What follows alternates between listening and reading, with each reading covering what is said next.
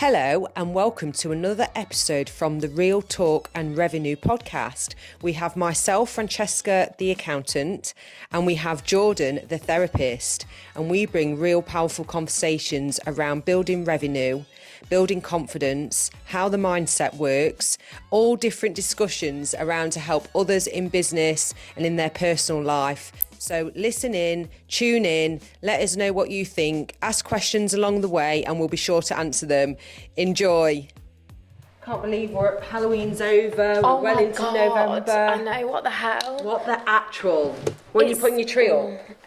I think we're doing it on the 1st of December. Yes. Yeah. Brilliant. We might have done it a bit earlier, like end of November, but we've got such a packed week that week, there's not going to be the opportunity. So I think the first land's on a Monday, doesn't it? Potentially, I'm still away. Yes, it does. Yeah, it does. So that works for us. It's honestly, it's when I think I'm putting it up on my birthday. When is your birthday? a week today, 17th. Is it? Yeah. I thought it was later, like earlier in the year. Yeah, no. So because we go away towards the end. Then I want it up for when we get back. Yeah, that would be nice. Sat there on its own, like, well, Bella and Luca will be about and stuff. It's fine, but I just can't believe how quick it's gone. Did you do anything for bonfire night? Yeah, we just went to George's parents. They did fireworks. And, nice. Like the neighbours came round and George's, like the girl who works for George, Nina.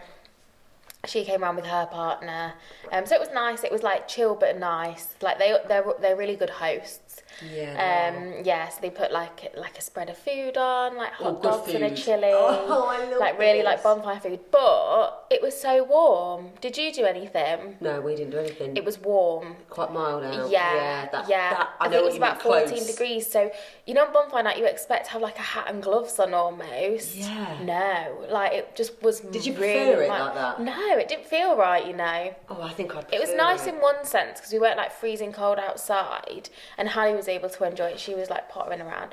I say enjoy it. She was a bit like didn't like bits of it and did others. We had quite a fireworks, but it's a lot, isn't it? It's overwhelming. That's why it was good to be at their house because we were able to just take her inside like when she didn't like it, and then she'd come back out and go bonfire. So They've got a big garden then? Yeah, they've got a really big garden. It's like a really long garden that's sectioned into different bits, so it's really good for stuff like that. Good. Yeah. No, it's been the updates with me. You know what? These hormones, so much better. This is why it's one of those. It scared me. It's one of those, though, isn't it, where you like the dread of it and like all the catastrophizing and overthinking, and then you do it and you're like, why did I suffer for so long? Why didn't I just like... Yeah. Do you know what I mean? Not that you were in that phase because you were having like lots of tests and things done, but it was more like apprehension for you. But you did accept it at the earliest opportunity, I guess. Do you know what I mean? When it was offered. But I was suffering really then for like 3 years on and off. And I say on and off because I didn't realise women's hormones dip and peak and troughs, is that the words for it? And and also what I've noticed, so last night I woke up in the night and there was no heat rush. Oh, that's good. Yeah. So it was a bit of a wake up, like, I must have come out of a dream that's made me do that. But prior to that, when that would happen, I'd have a bit of a heat rush going on. Yeah. So, honestly, I can't believe suffering since 37. Yeah. Oh, there's a bird. Sounds like a robot. What is that? Oh, is it our equipment? I thought it was a Hoover outside. I think it's this. Is it? Yeah, it's outside. Is it? God knows we're back.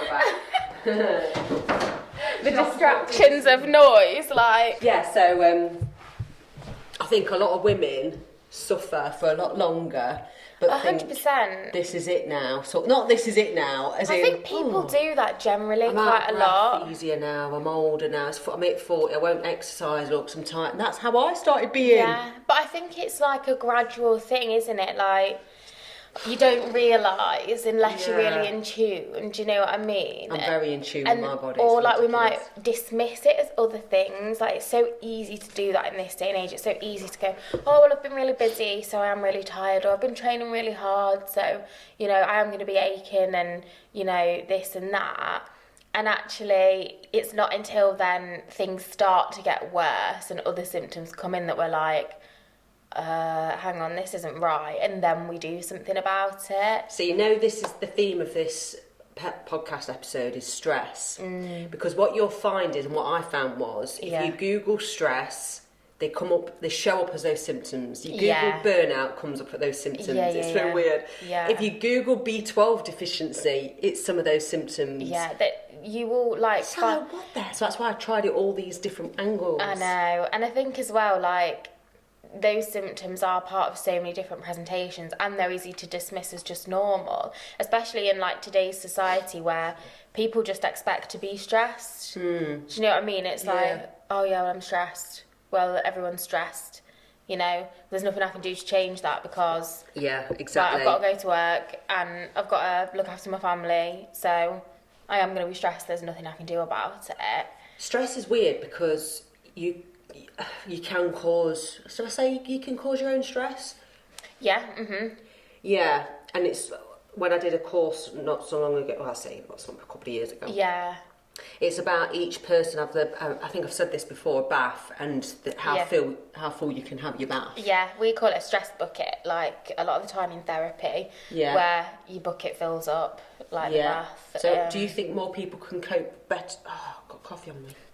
I'm going to a meeting. You can't see it. No. Yeah. Do you think people can cope better than others then? Or do you think we can all cope the same if we all be taught the strategies? It's a really difficult one, I think. I think people's tolerance for stress is different. Yeah. And sometimes that's based on experience and also modelling of how the people closest to you growing up cope with stress. So that's got a lot to do with it. But equally, I'm writing my presentation at the minute, aren't I? Doing the finishing touches last minute. And neuroplasticity in the brain means that we can always learn and make new neural pathways. Love that. So, like, our brains can literally rewire themselves through experiences and learning, and even through like visualization and imaginal kind of like exposure to things. So what that does mean is we can increase our kind of capacity for stress. And it's a difficult one because people talk about resilience a lot, and people, oh, you're so resilient, and oh, they're just not very resilient. And I think that can be really negative because nobody wants to feel overwhelmed and like stressed all the time. But a lot of people won't do anything about that. Exactly. Yeah, like working on themselves. Yeah, or they're just like, well, there's nothing I can do about it. And in some situations, it's a case of like, you might be stuck in some difficult circumstances, so you're limited in what you can control. Yeah. In terms of what's happening around you.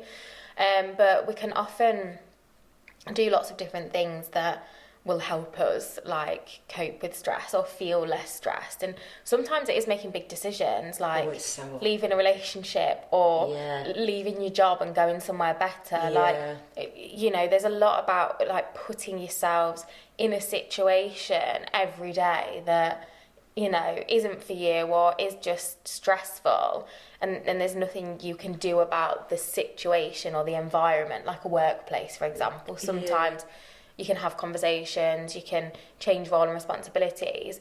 Sometimes you can't, it's a toxic environment or it's a culture that's not for you, it's not a good fit, and that's fine. And I think, again, like before, it's this like one size fits all. Well, everybody goes to work and does a 9 to 5, so you've got to do the same. Deal with it. Yeah, deal with it. Like, and again, if you're working in like a corporate industry, it's easy for people to look around, and like I've been there, and I think you might have been there in similar situations as well, where you're like, how come everyone else seems to be just like cracking on and doing it? Like when I worked in NHS talking therapy services, I was thinking like, how have people worked here for years? Like I don't think I can do it. So what's your that's irrational thoughts, isn't it? In a way, like the thoughts that you're not good enough. It wasn't what about, are they doing better? No. It wasn't about not good enough. It was about like, this doesn't sit right with me. Like, and so for me, it was like a values thing. I think sometimes it's like this inability to like cope and endure difficult things, but when your values are misaligned, you're going in and you're being asked to do a job in a way that doesn't feel right to you.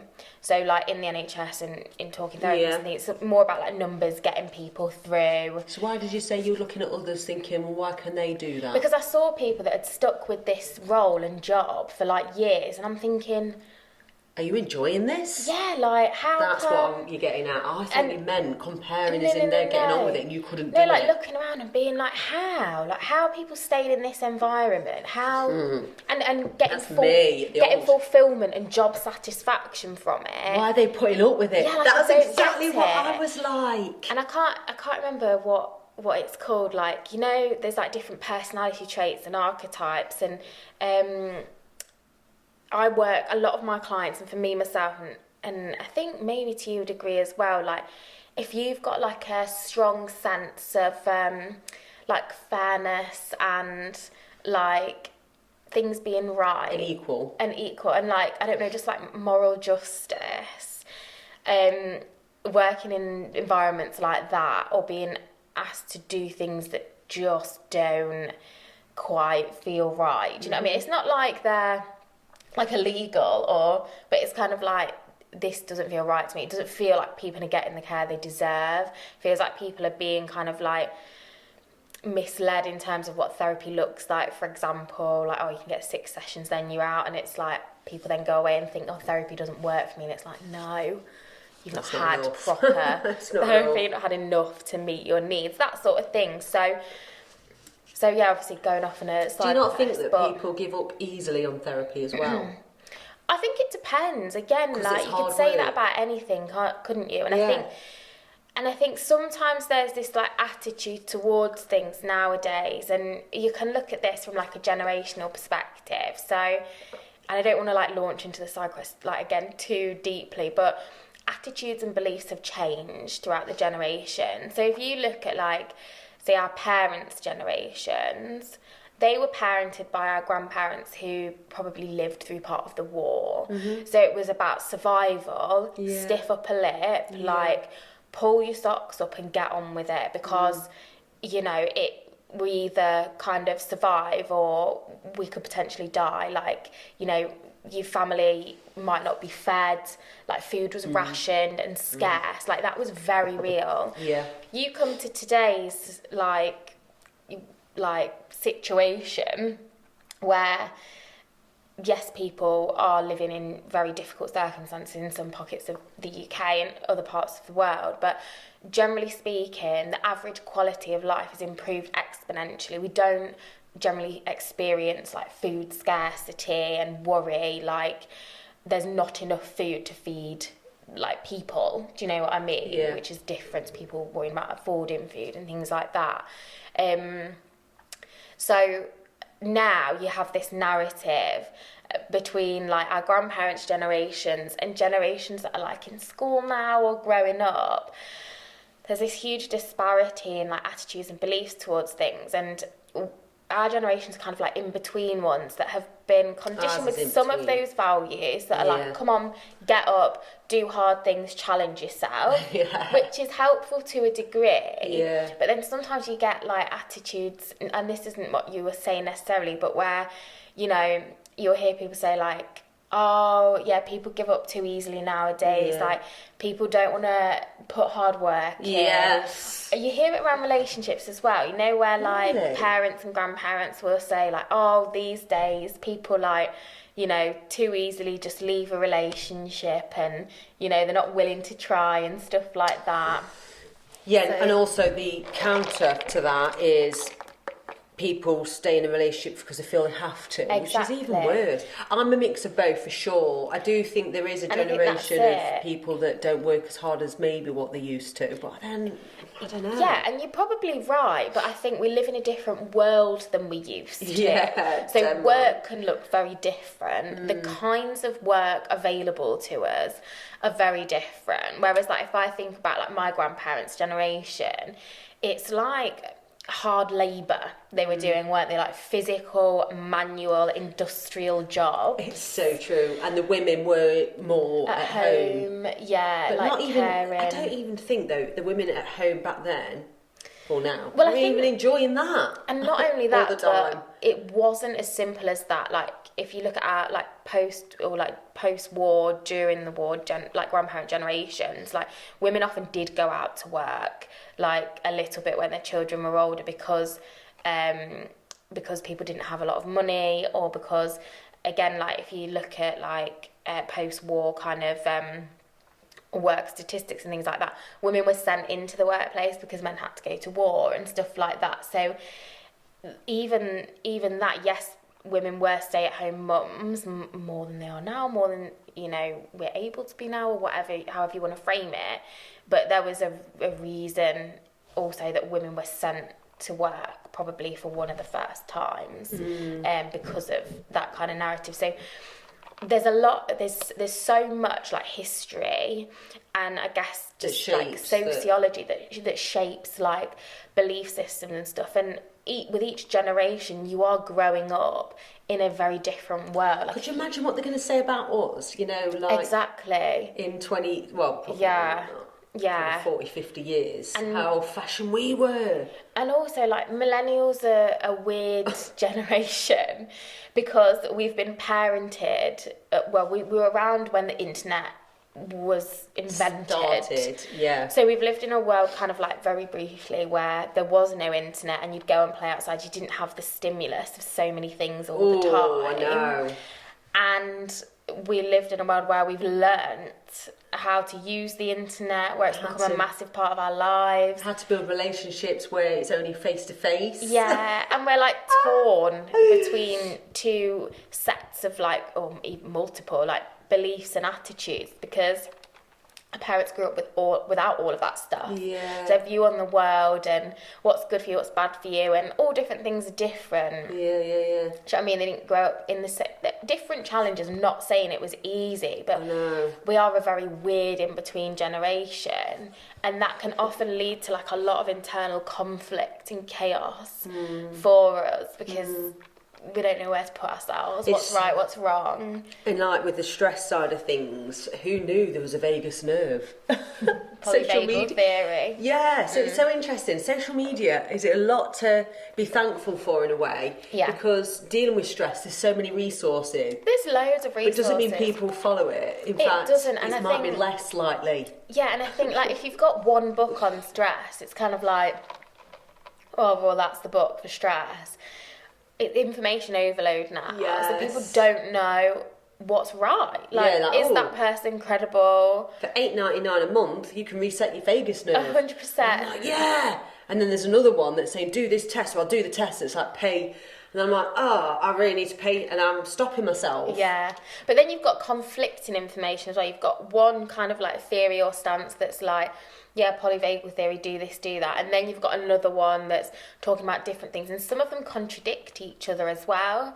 So then you can be like, what's right then? What's actually going to be helpful? And often it's just trial and error and what works for you. I know the biggest lesson for me to handle stress management, and it's the simplest thing I've ever known, and it's basically reassuring yourself and your own boundaries, and it's literally that, because you're in control of everything around you. Yeah. So if you are feeling stressed and overwhelmed, there are tools and techniques you can do. But you see, like, the simplest things is the deep breathing, having a calm time, cancelling meetings that don't serve you at the minute. Yeah, creating space. But just try that for 1 week. Even if it sounds so cringy, but waking up early in the morning, don't look at your social media. This is a thing I'm going to try out. Don't look at your social media. First thing. Do your deep breathing with some calm music. Yeah. Put some nice thoughts down on paper. Yeah. And see how you go. But you've got to stick with this for a week. Like, do the things. The simple basics. Like, consistency. Get the habit embedded a little bit. Yeah. And again, like, those sort of practices help to create new neural pathways in the brain. So, you know, if you're prone to, like, negative thoughts and self-critical thinking or anxious thoughts and catastrophizing, how many times I do it, you do it in some way, then actually practicing that, like, reframing thoughts, like, focusing on different things, finding a new perspective, that then can rewire your brain so that becomes your natural thought process. But you have to learn it first. It's a skill to learn. A habit forming. Yeah. And it's like, I'm very good. I'll suffer for a bit and I'll catch myself. I'll be like, oh, I've been quite negative quite a lot. I'm feeling quite resentful, regretful, all those horrible things that you don't need to. So then I have to do the self-talk, the positive affirmations in my head. You can do this. Right, I'm going to drop a confession. I feel like a criminal, right? And you're like this. So, you know, I got caught speeding, and it was only a 34 and a 30, and it was a 40 road back in a year or 2 years ago anyway. Yeah. So I did the speed awareness course. Yeah. You know, and just lessons on there that a lot of people... It's quite insightful, isn't it? It's so I enjoyed it. I did a bit of networking about it. It was online. I felt like a pure criminal. It's awful. You're so funny though, because again, your like sense of right and wrong. Yeah, but I'm an accountant that's caught speeding. I know the standards that you hold yourself to. It's quite funny. Is it? And I'm like, is it? I'll remember as well. Oh, like, don't cringe me out. What? No, I'm not cringing you out. But it was a really funny, and it sticks in my mind when I think about your view of like what's bad, what's good and stuff. And it was when Bella had been out drinking one time. This is going back, so she's not 4 years ago. Oh my God. And you were telling me about how you'd responded to her when she was like just drunk and like, you know, and you were like, she never did it again. And I was like, Bella, no. She never did it again. She never did.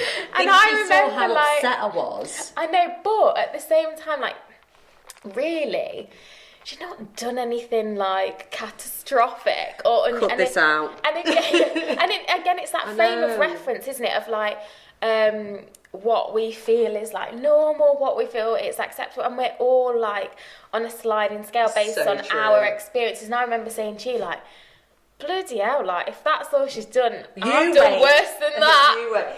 I know, and it's but interesting. we do want better for our children. No, like, we do, and I know you're not going to be going, how do you go out drinking? Do you want me to join you? I know you're not going to be American like again. God.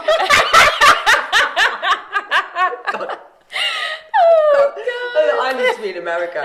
I think that is my calling though, seriously. Anyway, so... But do you know what I mean? So I'm not surprised that you feel horrified and like a hardened criminal that you've been caught. It's awful. Whereas to me, I'm like, this is a real inconvenience. Like, I know I've not done... It wasn't an inconvenience. I've done the crime, I'll do the time. Yeah, like, I'm so sorry. Like, I deserve it. No, whereas I'd be like...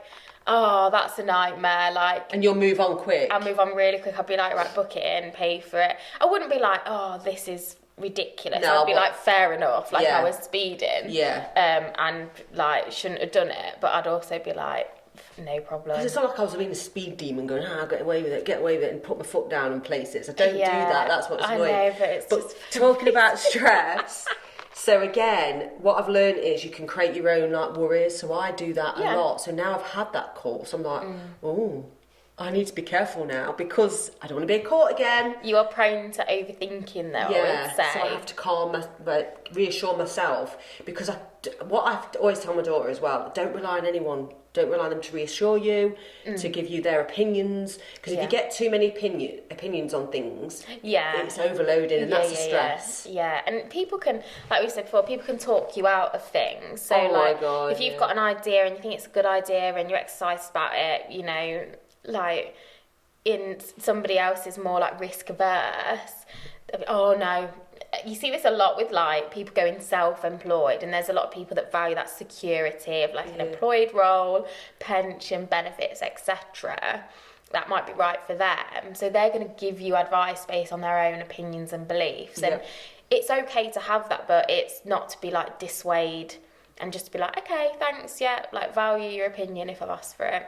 I am not unsolicited, but actually I still like know that it's a good idea for me. Do you know what I mean? But it's having people as well that you value their input, and you know they're not operating like from a place of fear and giving you their opinion from a place of like fear. Do you know what I mean? Exactly that. It's that place of encouragement, even if they won't necessarily do it themselves. Yeah. Not many can do that. Whereas I can gladly tell Bella to jump out of a plane, even if I wouldn't, when she did it for charity, because I knew deep down she wanted, that's in her. Yeah. So I was like really encouraging of it. Yeah, like just because I wouldn't do that doesn't mean it's a bad idea. Like you can see the value in it. Kind of thing. Yeah. I don't want it to go to a, oh, don't do that.